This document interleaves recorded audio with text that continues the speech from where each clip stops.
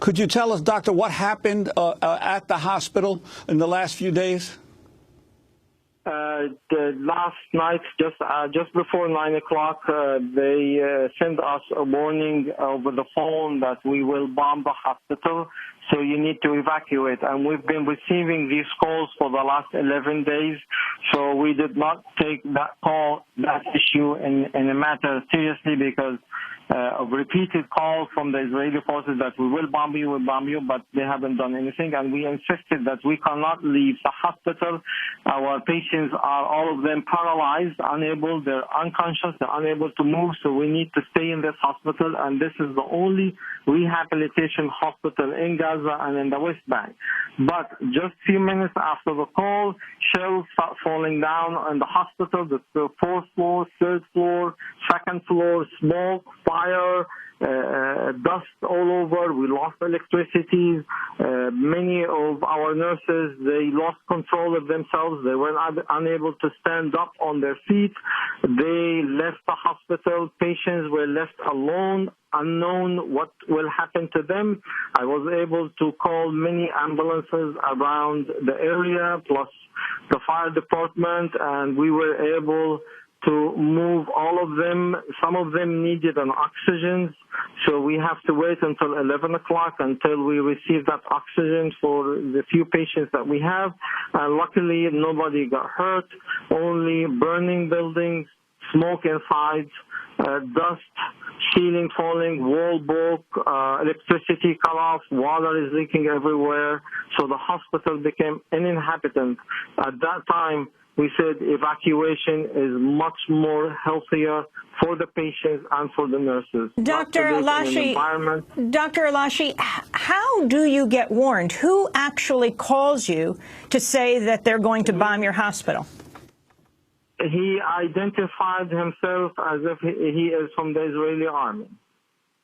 And that's who tells you that you've got to clear out the hospital. Now, a few days ago, 2 women were killed in a rehabilitation home. Is that different from the Al-Wafa hospital when the Israelis showed it? Yes, it is different. It's about 10 kilometers away from us. That home was for handicapped children and young ladies, and these are the ones that are born with deficiency, and Israelis have targeted this clinic or that hospital.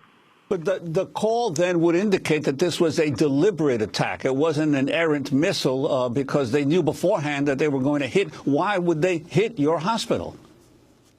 I don't understand why they hit us. We've been in this place since 1996. We are known to the Israeli government. We are known to the Israeli Health Center and Health Ministry.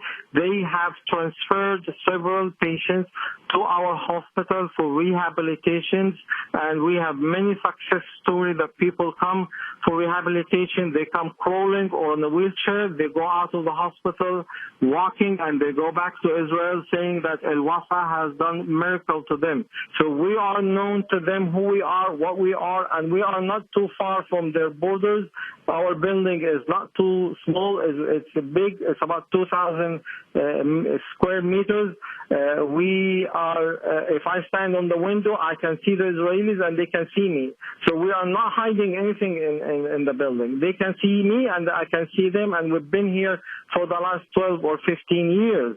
Neighbors next to each other. We have not done any harm to anybody, but we try to save life, to give life, to better life to either an Arab Palestinian or an Israeli Jew. Whoever comes to this hospital, we treat him for his humanity, not for his nationality or his religion. Where did you put all of the patients? How many did you have, Dr. Elashi?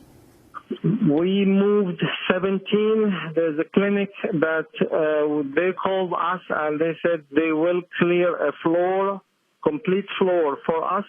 The clinic name is Sahaba Clinic, and we were able to move to that place, and we are there right now. The only thing that we're missing is the medications for our patients. All of it was burned or destroyed. So we are trying on a Friday. Friday, you know, in that part of the world, Friday is a holiday. We're trying to have many of the suppliers open their stores and get some of the medications, but still I'm trying to allocate all over Gaza, and it is extremely difficult to move in a car in Gaza because Israelis' drones are targeting any vehicle that moves around here. And Dr. Alashi, have you been able to assess the extent of the damage? Can the hospital be repaired quickly once the hostilities and the attacks from Israel stop? We are determined to go back to our buildings once the hostility stops. We will be using the ground floor and the first floor.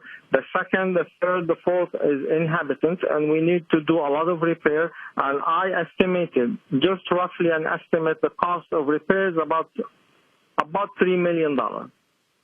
Dr. Basman Alashi, how do you respond to the Israeli military saying they're launching this ground invasion to stop the shelling of Israel by the rockets?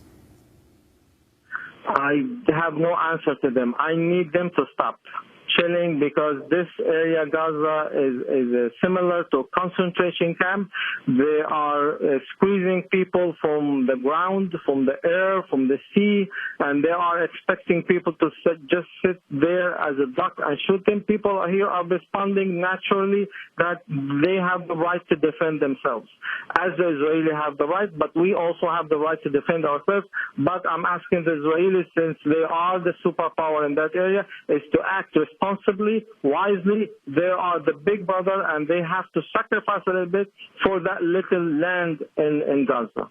And Sharif Abdel-Quddus, you're still with us. There were reports that up to electricity was cut in up to 80% of Gaza. What's the situation now in terms of basic utilities there?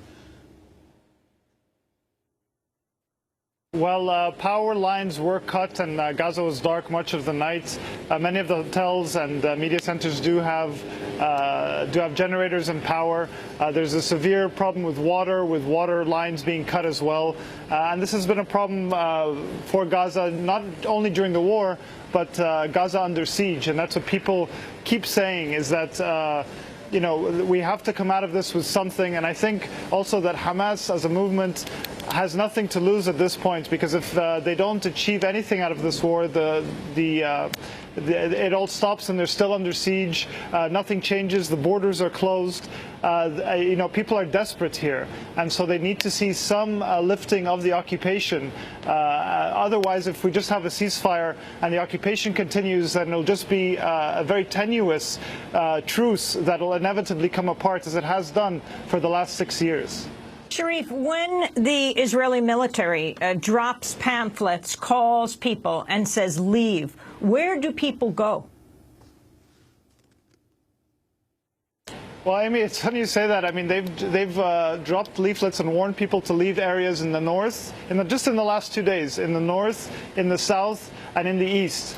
You know, the only thing left is the west, and that's where the sea is. So, you know, they're driving a lot of people from the border areas into the city center. But there's you know, here in Gaza, there's no shelters, there's no sirens, there's no Iron Dome system. There is just this bombardment from the sky, and you don't know a lot of the times where to go once you get this warning. You have a few minutes to get out, you and your family, and your house is completely destroyed with all your belongings. And of course, many people have been killed in these strikes as well. You know, 264, the vast majority of them civilians. We're going to break and then come back to our discussion. We'll also be joined by Glenn Greenwald to talk about where is Ayman Muldin, the NBC reporter who has been reporting extensively from Gaza. Why did NBC pull him?